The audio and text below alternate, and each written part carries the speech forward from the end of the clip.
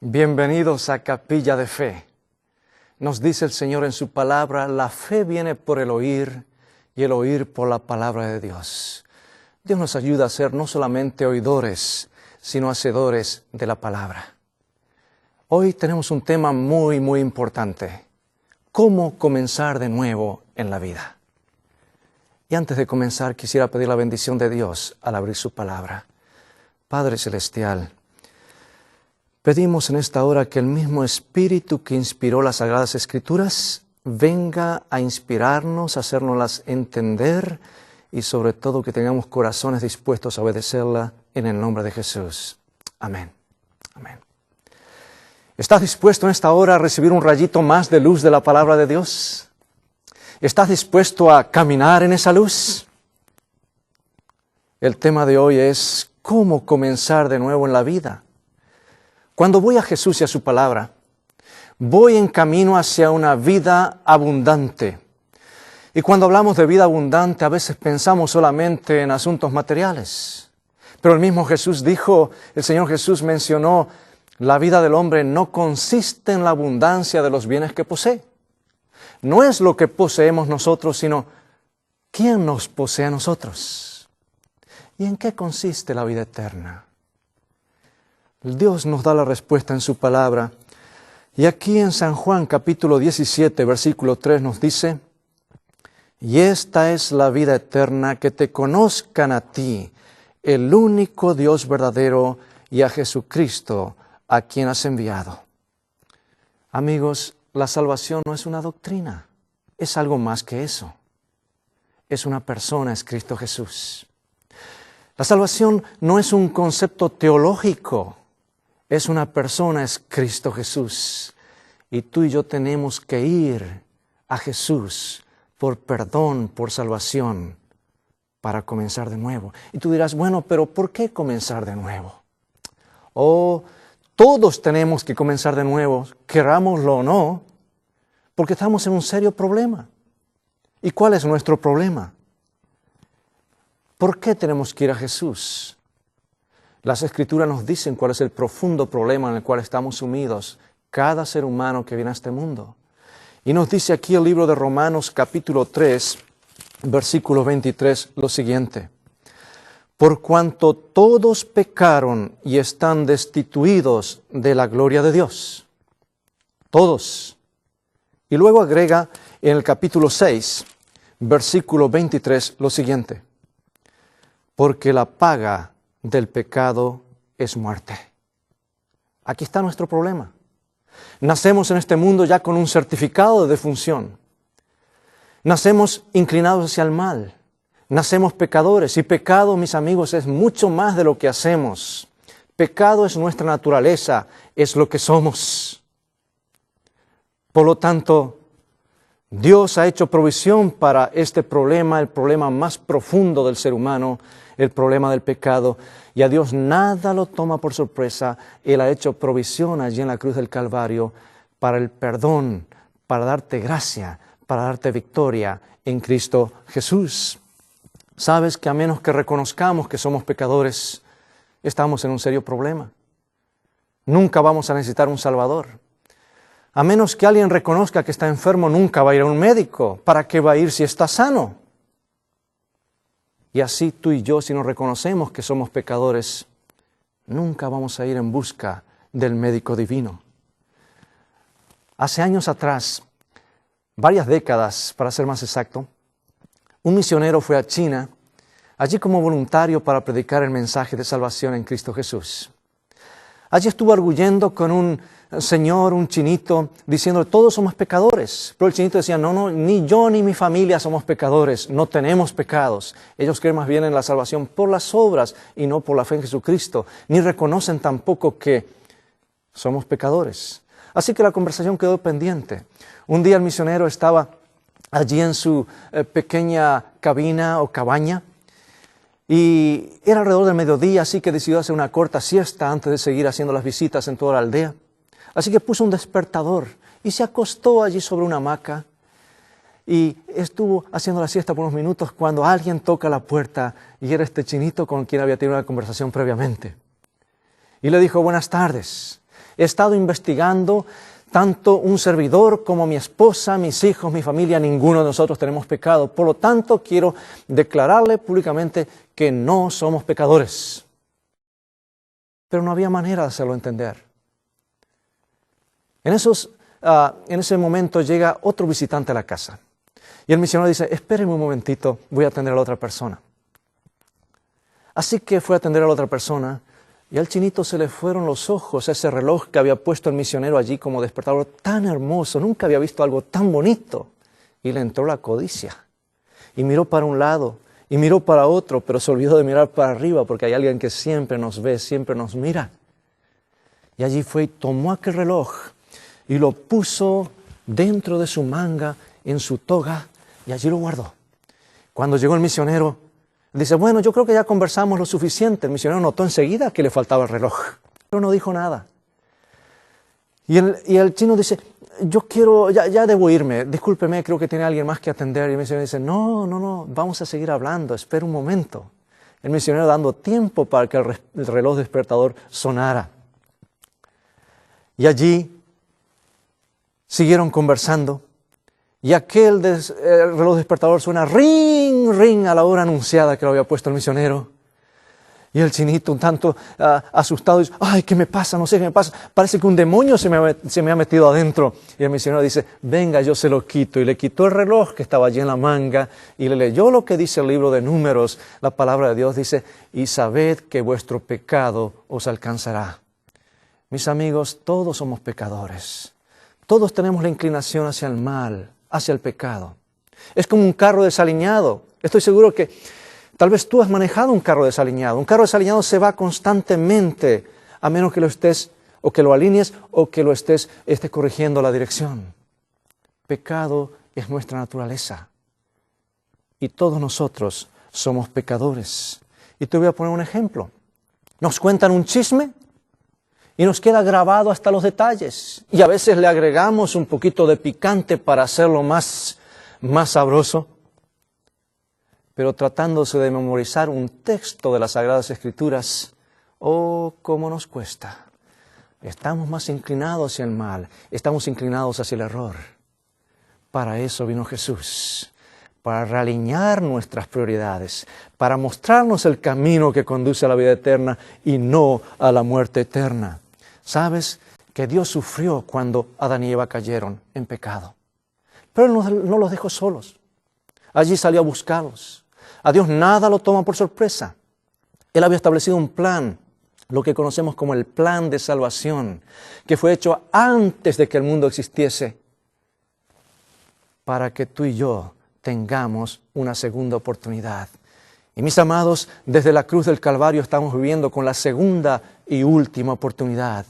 Y hoy Jesús está queriendo llegar a tu vida a través de su palabra para darte esta oportunidad, para que tú vivas para siempre. ¿Sabes? Jesús no lo dejó solo, salió a buscarlos. Pero la creación entera sufrió por el efecto del pecado. Aún los animales ahora comenzaban a morir, se tornaron violentos. Tú y yo debemos ser muy compasivos y cuidadosos y cariñosos con los animales. Ellos tan inocentes son los que están sufriendo las consecuencias de la desobediencia de los seres humanos.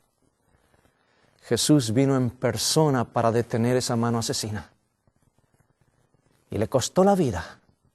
Pero gracias a que murió sin pecado y resucitó al tercer día, Jesús aseguró la victoria. Y tú y yo podemos salir victoriosos en el nombre de Jesús. ¿Sabes? Tú y yo somos muy valiosos para Dios. El Señor pagó un precio muy alto por cada uno de nosotros. Y Él no te va a dejar solo por algo que le costó tanto al cielo. Recuerdo hace unos años atrás, cuando vivíamos en el sur de Texas, habíamos pasado un verano muy caluroso. Y decidimos con mi esposa tomar unas vacaciones en las montañas de California. Nos gusta mucho acampar, así que preparamos la carpita y nos íbamos a las montañas. Pero el viaje era muy largo y nos cansamos por el camino, así que decidimos parar en un pequeño hotel al costado del camino. Y llegamos un poco tarde, así que casi todas las habitaciones estaban ocupadas. Y nos dijeron, bueno, queda un par de habitaciones, llegaron a tiempo. Así que nosotros buscando dónde estacionarnos, tuvimos que estacionar lejos de allí porque los lugares estaban limitados. Y había un señor que evidentemente tenía un carro que le había costado mucho dinero, un Mercedes-Benz de la serie 500.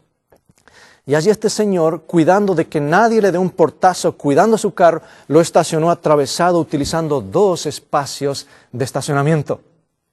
Al comienzo nos irritó un poco, qué desconsiderado este señor, pero después pensé, él está cuidando su carro. Su vehículo le costó mucho dinero y él no quiere que nadie se lo toque, que nadie lo lastime, por así decirlo. Bueno, a la mañana siguiente aparentemente llegó otro visitante a ese hotel que llegó después de nosotros y reaccionó de la misma manera, pero esta vez le dejó una notita allí en el parabrisas del Mercedes-Benz. Y esta nota decía, espero que usted maneje mejor que como estaciona. ¿Qué quería decirle con eso? Usted está usando 2 espacios cuando en realidad debería usar 1. Pero el punto es, esta persona cuidaba ese automóvil porque le había costado mucho dinero. Y yo quiero decirte, tú y yo le costamos la vida al Hijo de Dios. Eres muy valioso a los ojos de Dios. El Señor pagó un precio muy grande por ti y por mí. Él no te va a dejar solo. Cualquiera sea la crisis, cualquiera sea el problema por el cual estás pasando, hay solución para ti en Cristo Jesús.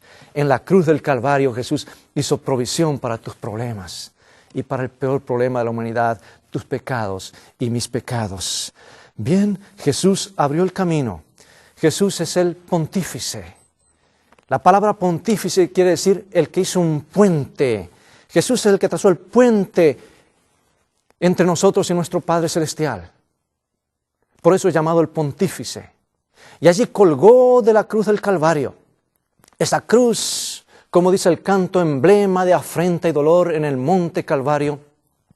Esa cruz que era considerado o conocido como la tau o símbolo de adoración satánica, donde el diablo se gozó de colocar a Jesús sobre ese símbolo de ignominia, ese símbolo de muerte, degradación, de lo peor, como el peor criminal. El diablo se goza de ver a Jesús allí en la cruz. Por eso, mis amigos, nosotros no tenemos una cruz con un Cristo allí colgando. Cristo ya no está en la cruz. Jesús está al lado del trono de Dios. La cruz está vacía.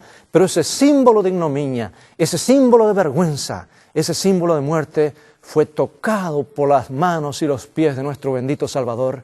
Y Él transformó ese símbolo de derrota en un símbolo de victoria. ¿No es esto maravilloso? Todo lo que Jesús toca lo torna diferente, lo hace diferente. Jesús tocó la vida de una persona y la cambió. Jesús tocó los ojos de un ciego y los ojos se abrieron. Tocó allí piernas que estaban paralizadas y esa persona comenzó a andar.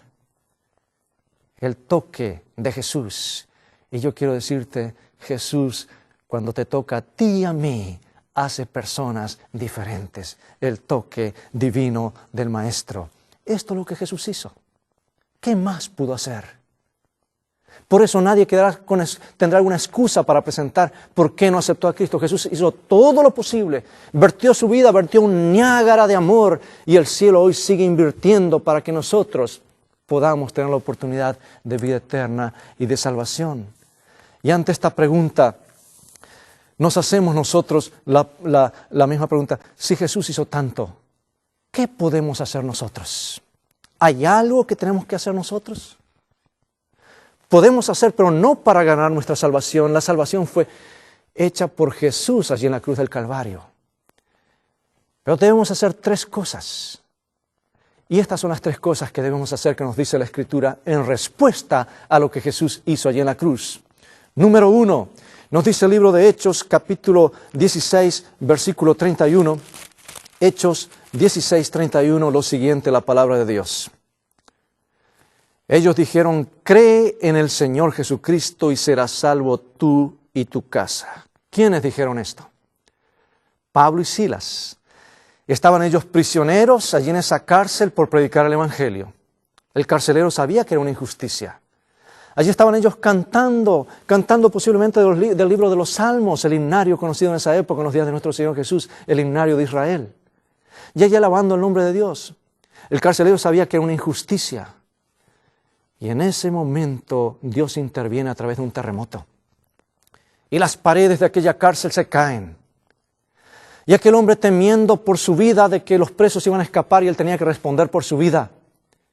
Ya estaba a punto de suicidarse cuando Pablo y Silas le dicen, no lo hagas, detente, nadie se va a escapar, quédate tranquilo. Y aquel carcelero que había encerrado y puesto en grillos y en cadenas a los discípulos del Señor, ahora se postra ante ellos y le dice, señores, ¿qué debo hacer para ser salvo?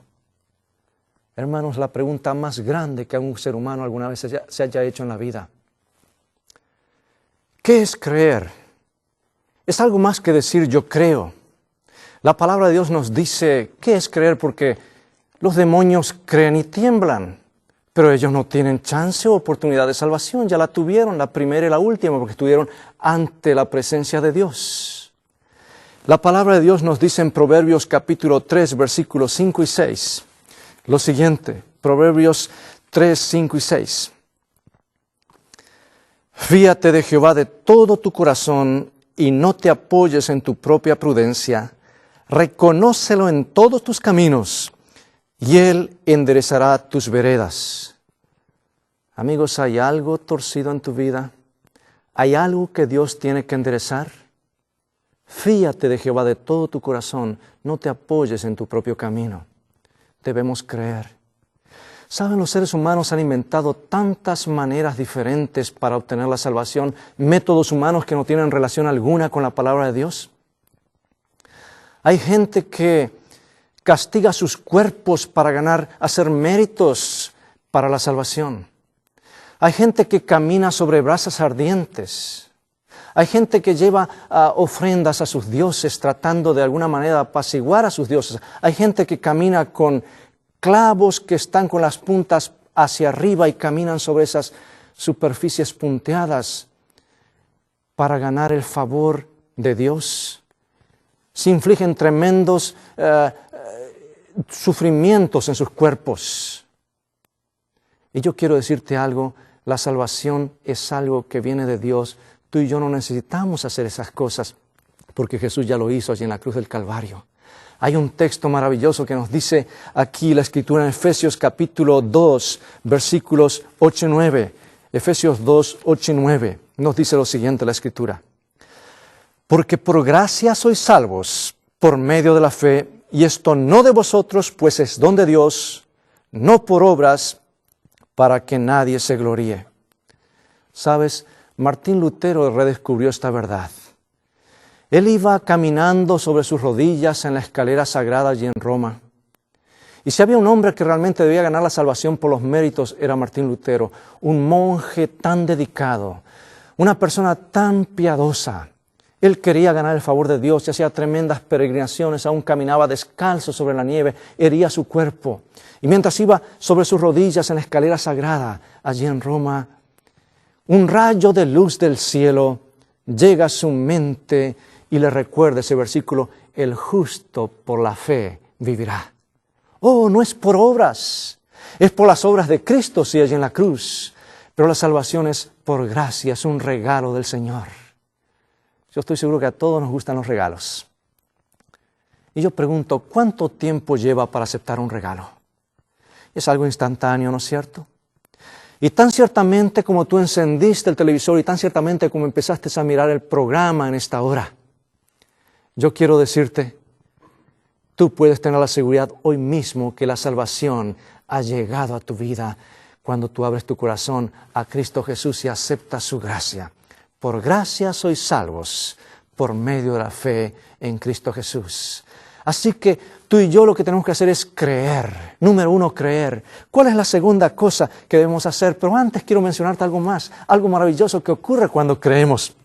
La palabra de Dios nos dice que ocurren 2 cosas más al creer. Y aquí está en 1 de San Juan, capítulo 1, versículo 9. Nos dice el Señor en su palabra. Si confesamos nuestros pecados, Él es fiel y justo para perdonar nuestros pecados y limpiarnos de toda maldad. ¿Te sientes culpable?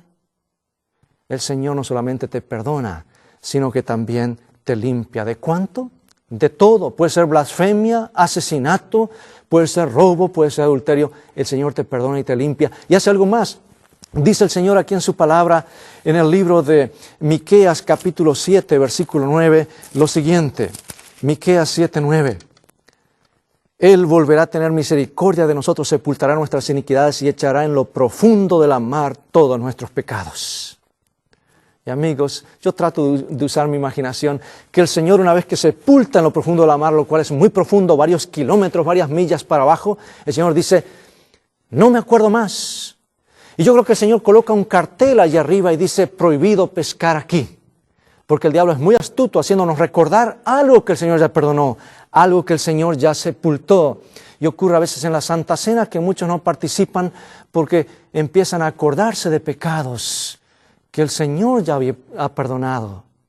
Él sepulta nuestras iniquidades y empezamos con una cuenta nueva, una página nueva en nuestras vidas. La primera cosa, creer en Cristo.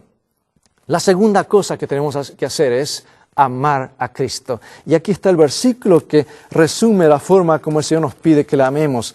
En San Juan 14, 15, Jesús dice, si me amáis, guardad mis mandamientos. ¿Amas a Jesús? ¿Estás dispuesto a obedecerle? De hecho, la obediencia es la prueba del amor. Si vienes un niño y le dice, mamá, yo te amo, o papá, yo te amo, y viene con abrazos y besitos, y no sabes, papá, cuánto te amo, pero usted va un día y mira su cuarto, el cuarto de su niño, y encuentra que está todo tirado, y que hace una semana todas las cosas andan allí regadas por el piso, y usted dice, hijito, yo quiero que por favor, hoy antes de que vayas a jugar, después que vengas a la escuela, arregles tu cuarto. Y el niño dice, no, eso no. Y usted le insiste, pero debes arreglar tu cuarto, tú debes hacer algo, debes aprender lo que es el orden. Oh, no, mamá, no, eso no. La próxima vez que el niño venga con abrazos, con besitos, estoy seguro que su mamá le va a decir lo siguiente. Hijito, menos abrazos, menos besitos y un poquito más de obediencia. De la misma manera Jesús dice, tú cantas himnos de alabanza, tú crees en mi nombre, pero sabes una cosa, tú, si me amas, debes demostrarlo siendo fiel en guardar mis mandamientos.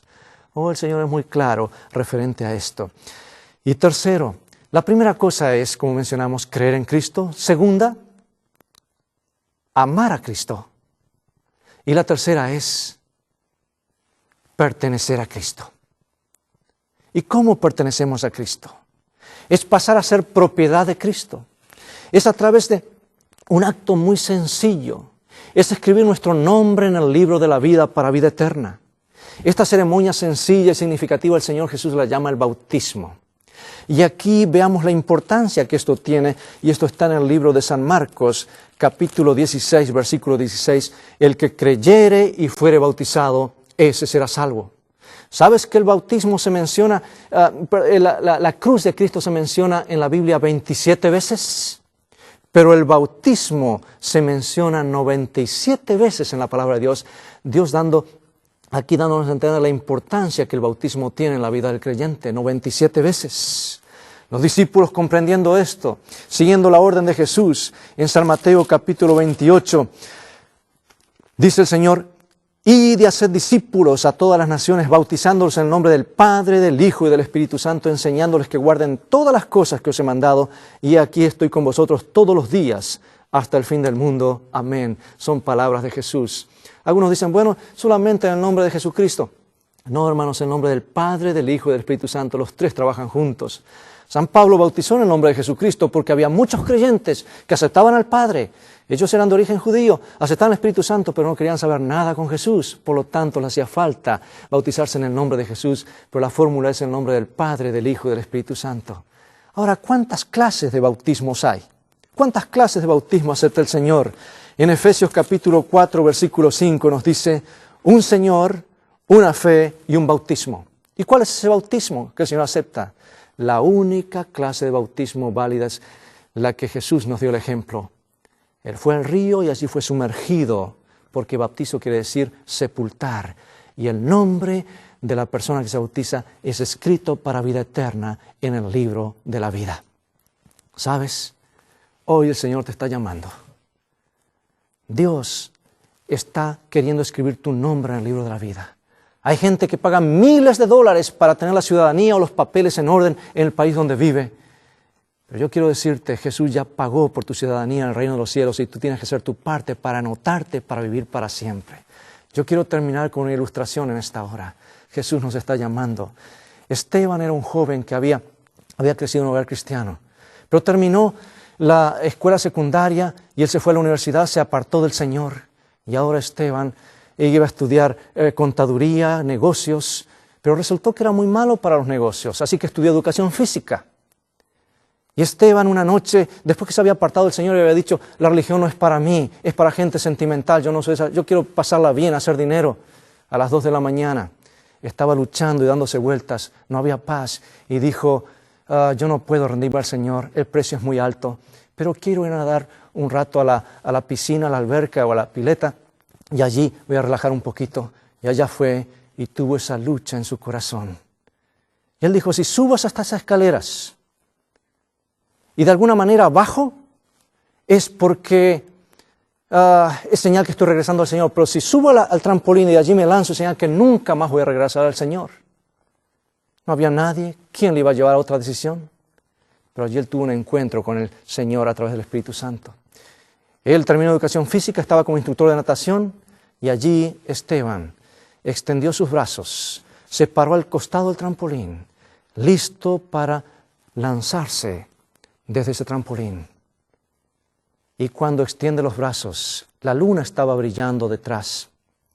Él ve la sombra de su propio cuerpo reflejada en la pared y ve como si fuese la señal de la cruz. Y dijo, Señor, tú me estás llamando. Y allí se ganó la lucha, él se entregó a Cristo. Regresó, bajó las escaleras y cuando quiso entrar a la piscina para nadar, notó que en la piscina no había agua, ese día había sido de limpieza. Él salvó su vida física por haber hecho la decisión correcta. Y tú puedes salvar tu vida para vida eterna si haces la decisión correcta. Gracias a que el Señor te está llamando y el Señor te ama. Dios te bendiga. Es mi deseo y mi oración para que tú entregues tu vida a Cristo Jesús.